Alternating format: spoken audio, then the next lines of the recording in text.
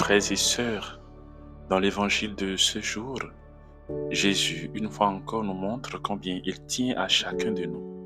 Son amour est grand, son amour est fort et sa miséricorde est infinie pour chacun.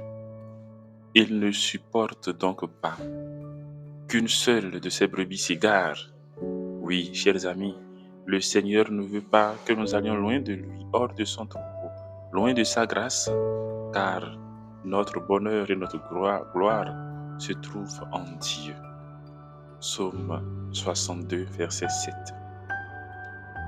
Si donc Dieu ne veut pas que nous allions loin de lui, deux choses sont à retenir.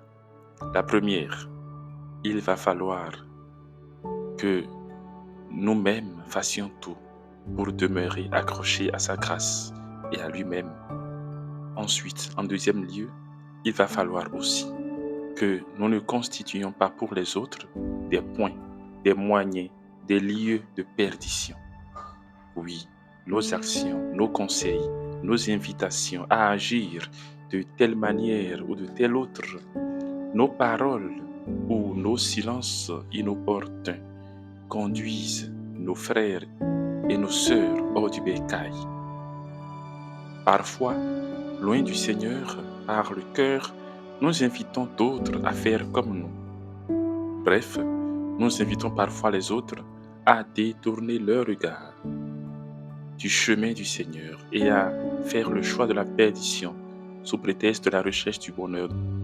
Nous devenons ainsi agents de la perdition et ennemis de Dieu, car nous allons contre sa sainte volonté.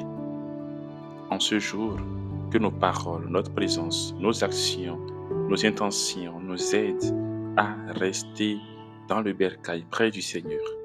Aidons les autres, nos prochains, à faire de même.